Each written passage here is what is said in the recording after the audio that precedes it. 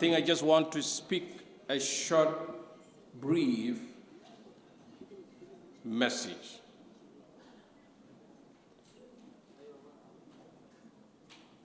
About the occasion.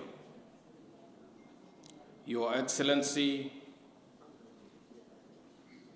the former Vice President of the Republic of Kenya,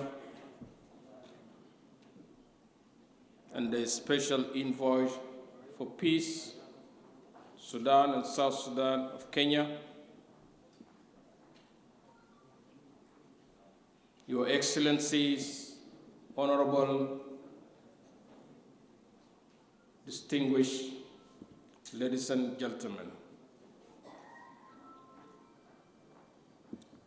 I'm standing here on behalf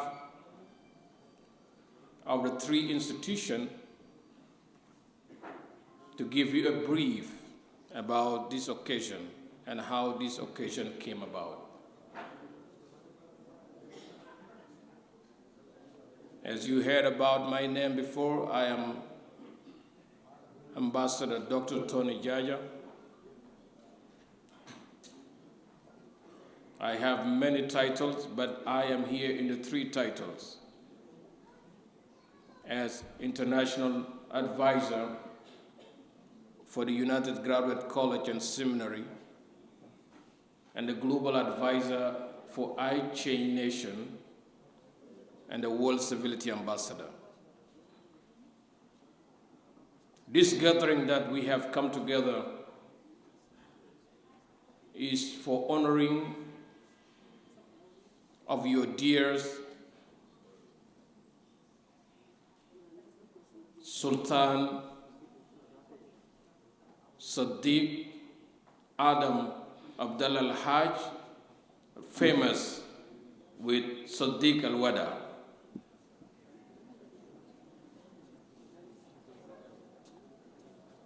Because this man has done a lot. I don't want to talk about it because something we'll talk about it later on. And as United Graduate College and Seminary,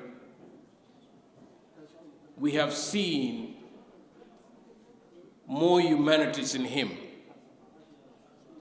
And that is why the governments and the leadership of United Graduate College and Seminary, under the honorable leadership of His Excellency, Professor Clyde Rivers, the worldwide Chief Chancellor of United Graduate College and Seminary, and at the same time, he is a global spokesman for World Civility Day, and he is a president and a founder of the iChain Nation, and all these organizations are based in the US. Based on what he has done, and based on the CV we have got about him, it's a long CV, we cannot talk about it now. That is why, the reason why we have here together, bringing all the team all the way from America and from Kenya and from Uganda. So we have the Chief Chancellor, Professor Rivers from United States. We have the Chancellor of Kaiu International University of Uganda. We have Professor Jared Akama from Kenya. We have Professor Ambassador Tamasgan from US and Ethiopia. And we have Dr. Ambassador Juma Kavod.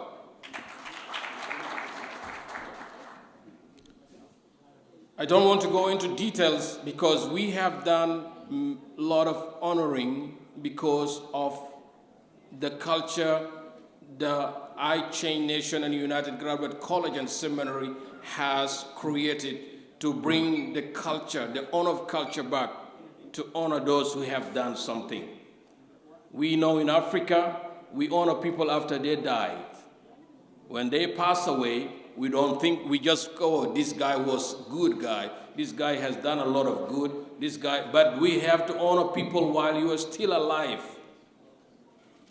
Let people see your good work you have done. So I just want to give a brief about who is this gentleman, Professor Clyde Rivers. Professor Clyde Rivers is the acting ambassador at large of the Republic of Burundi, who was appointed by His Excellency Nkurunziza of Burundi. Clyde Rivers, he is a global board president, director of the OPAD, is organization elevating the poverty in the world and doing development. Clyde Rivers, he is the acting interfaith initiative in the United Nations based in New York. Clyde Rivers is a founder, as I said, founder and the president of the I-Chain Nation. Clyde Rivers is the acting co-chairman of the Congress President Prayer Conference based in Washington, D.C., U.S. Clyde Rivers has many titles, and that is why we are going to have a slide that will speak about him more when you see what he has done. And this man has a heart of Africa. He has a good heart of humanity to touch people. Always we talk about religious. Religious cannot change us. Religious cannot save us, but humanity can save you and humanity can change you.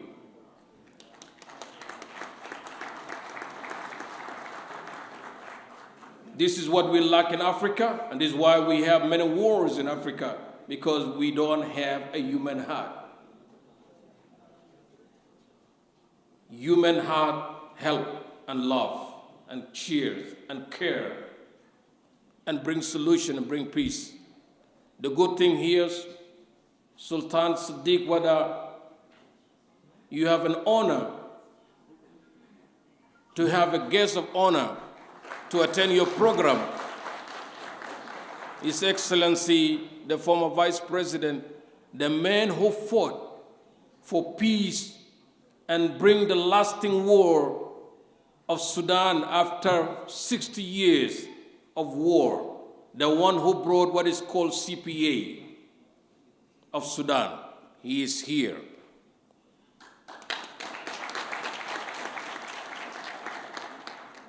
Again, he's still pursuing peace to bring the lasting peace, because all the marginalized people in the past are still looking for peace, and this is the time for peace.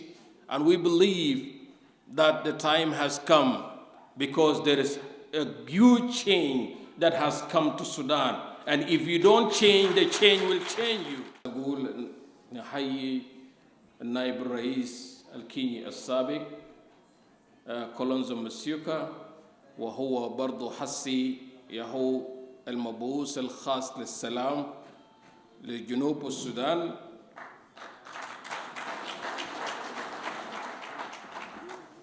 وأنا ذكرت الأخواني ديل كلاي ريفرز اللي هو الشيف شانسلر بتاع United Graduate College and Seminary. هي جامعة أمريكية مسيحية خاصة مع الجروب بتاعته delegation بتاعته. عندنا جورج أكامبا، عندنا بروفيسور كيوا هو كمان الرئيس وبرضه هو المسؤول بالجامعة كيوا انترناشونال يونيفرسيتي، جامعة خاص به يعني ده بتاعه هو. وعندنا تمسكن هو برضه بروفيسور، هو سفير للمدنيه الدوليه. وعندنا دكتور جمعه كافر، الاثنين من امريكا واثنين من يوغندا، وعندنا اثنين من كينيا، وعندنا نانسي دي برضه من يونايتد جرادويت كوليدج، برضه هي ممثله جات من يوغندا. ف يونايتد جرادويت كوليدج وفي منظمة بيسموه اي تشين نيشن. اي تشين نيشن ده بالمعنى العربي أنا بغير الأمم. I change nation. زي ما عندكم الحرية والتغيير. So there is an organization that we can change nation. فالهدف إنه الدور الإنساني أهم من أي دور ديني. لأنه في ناس كثير متدينين سواء كان في الديانات الأخرى. فعمل الإنساني هو العمل اللي بيجيب التغيير، لأن العمل الإنساني فيه محبة وفيه احترام. عشان كده في حاجة بيقول عامل غيرك كما تريد أن يتعامل بك. Do for others the way you want to be treated. Treat others the way you want to be treated. فكلاي ريفرز عنده CV كتير، عنده CV كبير، أنا بعدين هيتلخص عشان الزمن برضه ماشي. فالهدف الكبير، وأنا قلت سلطان صديق ودعه هو رجل عملي ورجل عمل إنسان. فعشان كده المنظمة والجامعة الأمريكية المسيحية الخاصة للدراسات العليا قام إنه شاف أعمال بتاعته حسب السيرة الذاتية بتاعته، حسب الكتاب اللي هو كتبه، حسب أعمال. فقال الرجل ده يستحق إنه يدوه الدكتوراة فخري في العمل الإنساني.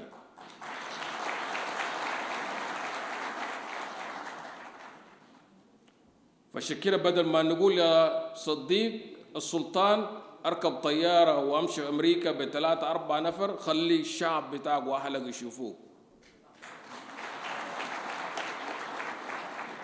قلنا ناس زي اللي يجوا من امريكا عشان يجي يكرموك في بلدك هنا.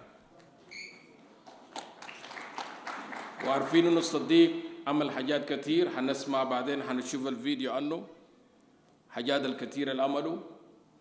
وده ما أول دكتوراه فخري ياخده، أخذ من جامعات في السودان، لكن ده أول دكتوراه يجيو من برا من محل اسمه أمريكا.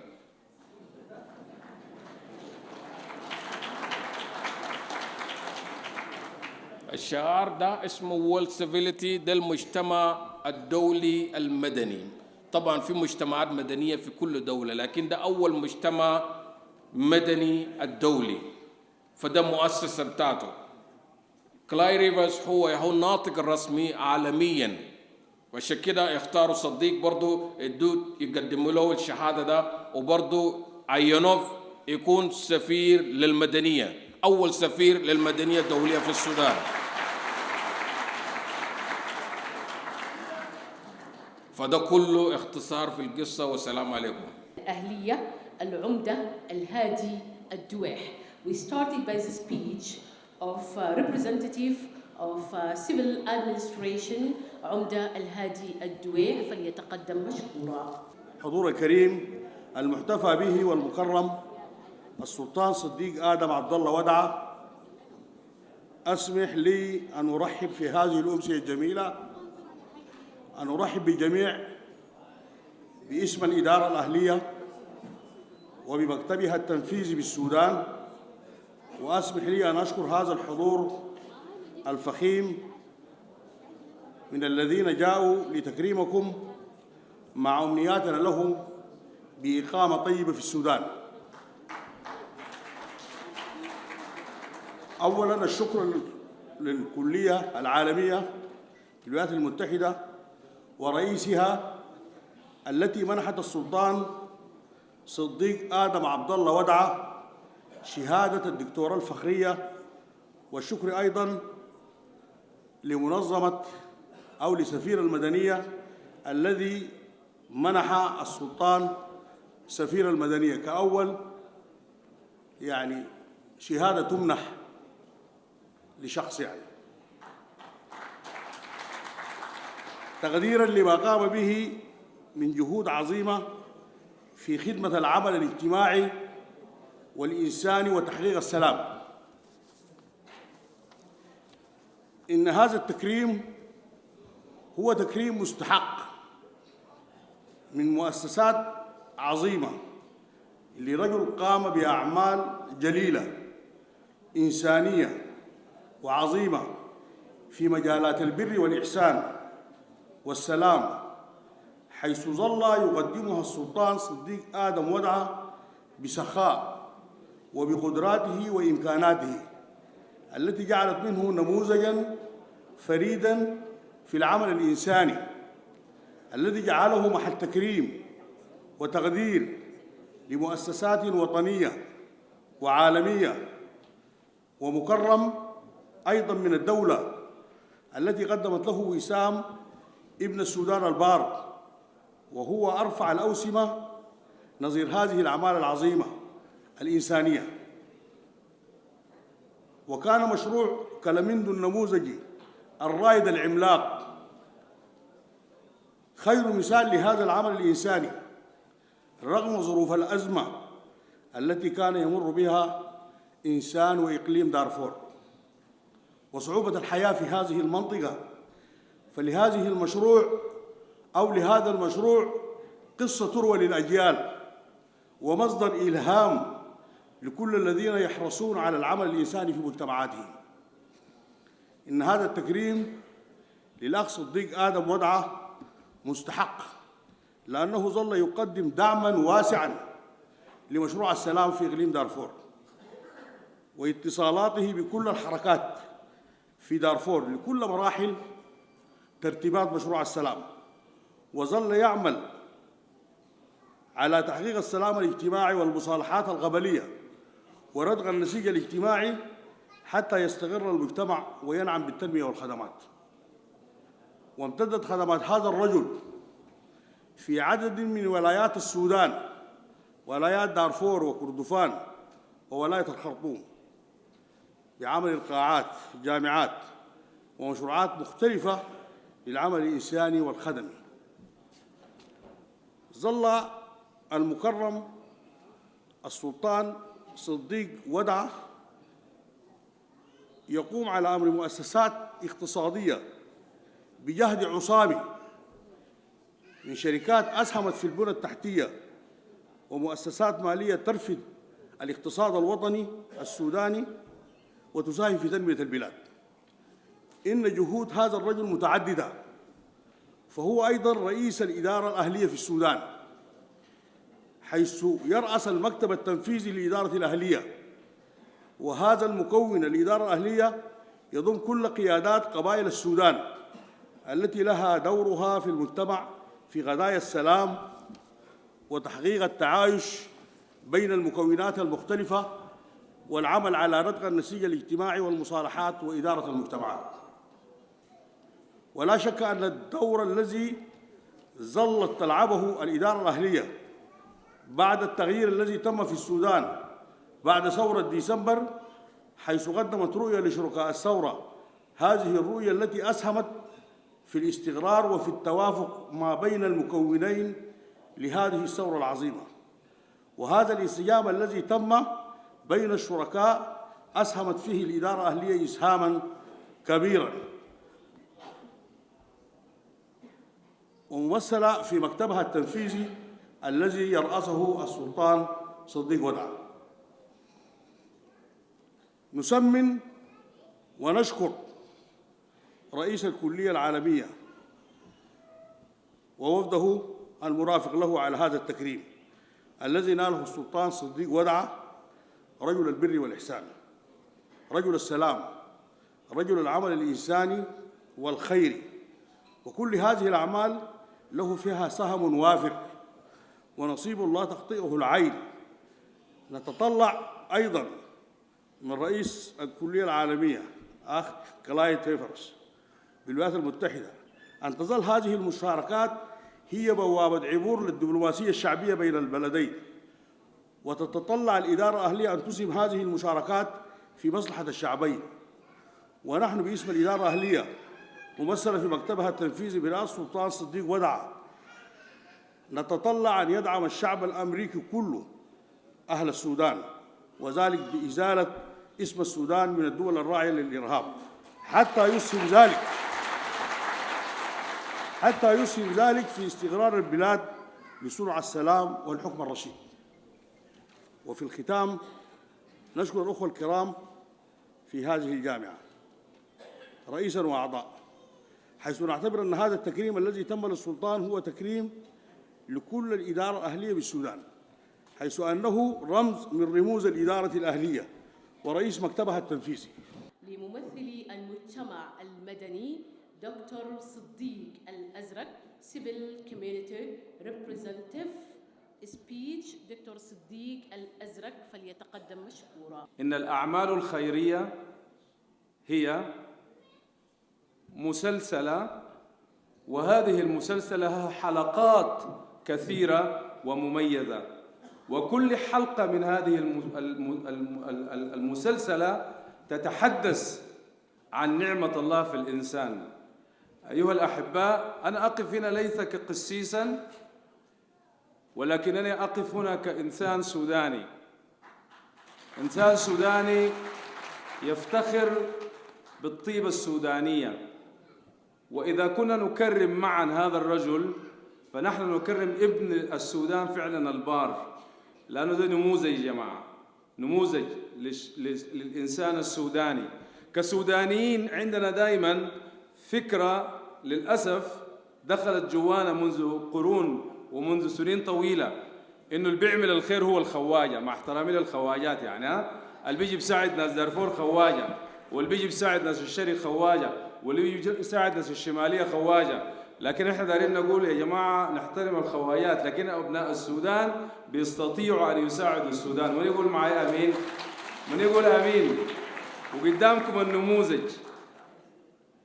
والليلة أنا كثير قاعد أقول الأم تريزا، لأن أنتم عارفين الأم تريزا عملت شنو من الخير، وفي أقوال بتقول ما المهم إنك تعمل عمل عظيم، ده ما مهم إنك تقوم بأعمال كبيرة وعظيمة، لكن المهم إنه العمل اللي بتقوم به حتى لو كان عمل صغير يكون جواك الحب، الحب، الحب، love، الحب.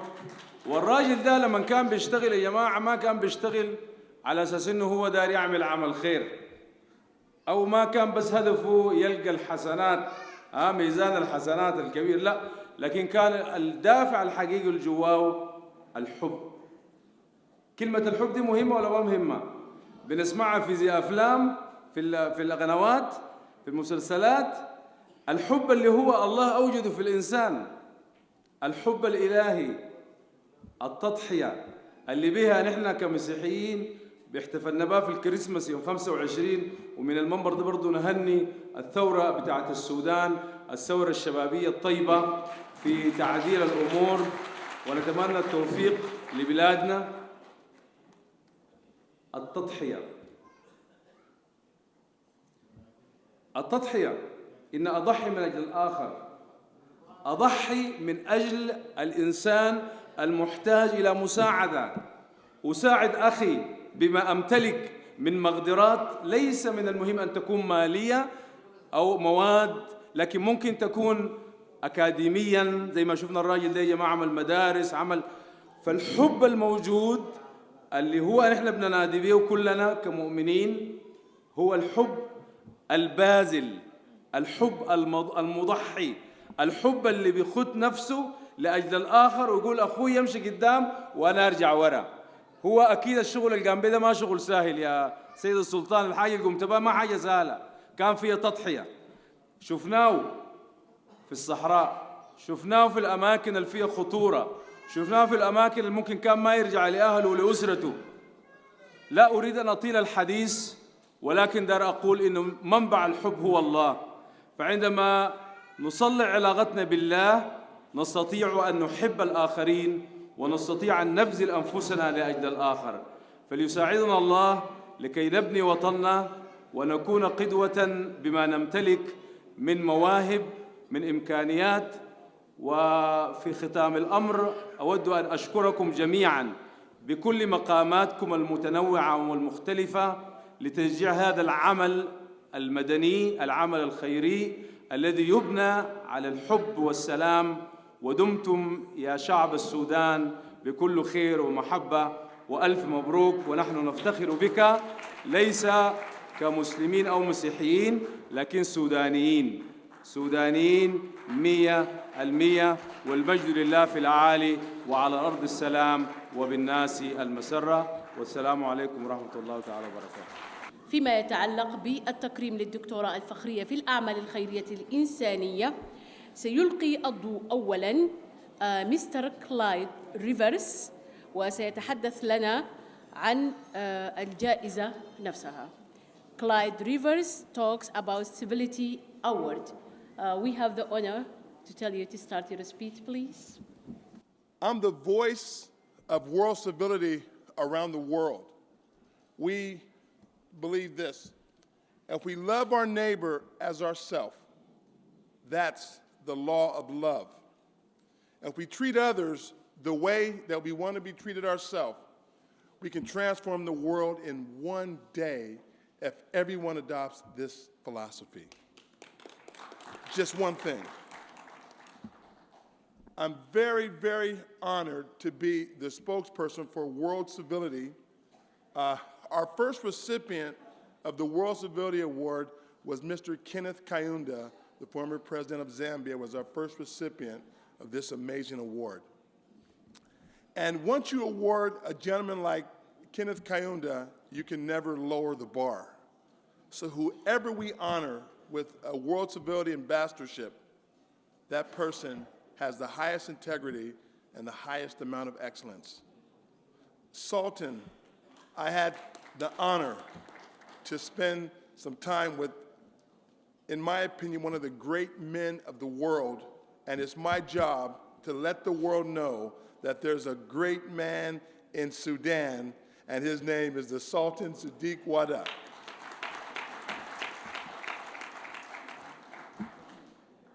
Now, World Civility Day started in Gary, Indiana, in the United States of America. We had a resolution passed in the state of Indiana, and it said civil discourse and civil dialogue is what would take place in the political arenas of America. And we started this in 2015, and now it's all over the world. We're in 120 nations bringing civility. We're saying, if you love your neighbor as yourself, we can change the world. And I have so much hope for Africa. You know, the first time I came to Africa, I had listened to the media stories about Africa. And when I came to Africa, I saw one thing: some of the most amazing people in the world that no one recognized. That day, I said, I will make sure I let the world know that there's great people in Africa, and I will lay my life down for the continent of Africa so the world understands that Africa is the greatest donor continent in the world. We donate minerals and resources around the world for pennies on the dollar. This is a donor continent. People, we donate to the world. So you have to understand you are some of the greatest people in the world. And as the World Civility spokesperson, I will stand with you. I will be with you. I'm here to the end. And we have one of the greatest men in the world that we're going to honor this evening. Sultan Sadiq Wadha, you're one of the greatest men in the world. Mwah. We love you. Thank you so much. Prof. Temsing Hasai to present and give the award, and he is ambassador of World Civility Award. It's an honor for me to be here this evening as an ambassador World Civil Award. I have a story to tell. In my very young age, when I come to Sudan, because the conflict that they have, the communists, Ethiopia and Eritrea, I came at the age of 13 in Sudan. So we don't have nothing. I was a poor boy, find myself in the nation of Sudan. And then when we walk on the street in the evening, people are eating outside, put water outside, and then they, good food, different food, variety food. And then as young boys, all we say is, Salam alaikum. As we say, Salam alaikum, they say, Salam alaikum wa rahmatullah wa barakat. Tfaddal.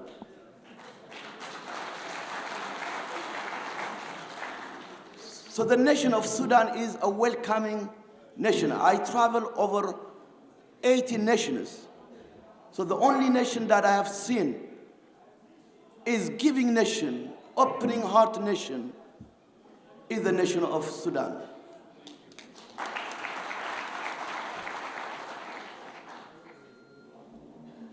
If we were not a Sudan, I would not be able to be here with you. After 3 decades, nearly 30 years, coming back my second home, Sudan, to honor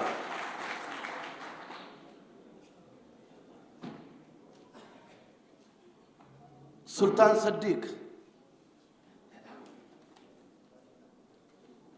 as an ambassador of world civil ambassador. We appreciate your work because you are protecting the image of all human image. Thank you very much. We appreciate you. It's an honor for me also to give an award to you and then to read here in front of the nation. Sudan, you have a true son, Sudani, Sultan Sadiq. Sultan, would you come forward, please?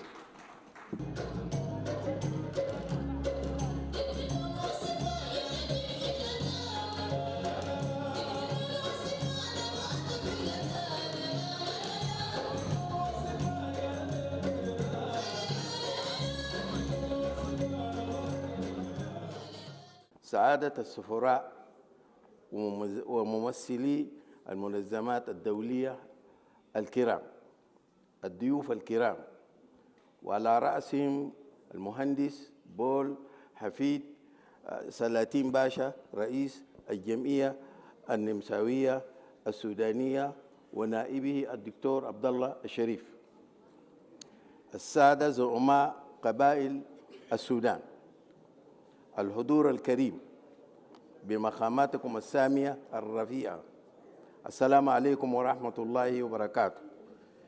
شكرا لكم جميعا، وشكر خاص للكلية العالمية المتحدة على شهادة الدكتوراة الفخرية، وأيضا شكر خاص للمنظمة المدنية العالمية على منح شهادة المدنية العالمية تقديرا لما قمنا بها من مجهودات متوادئة في خدمة الإنسان، وأقبل بكل تواضع هذا التقدير الكبير والذي ودعتنا مع قادة العالم الذين كرموا بهذه الشهادة من قبل، وهذا دافع كبير لنا للاستمرار في هذا العمل الخيري والإنساني ودعم السلام. التحية والشكر لجميع الحاضرين وللإعلام ولكل أهل الخير إن شاء الله. السلام عليكم ورحمة الله وبركاته.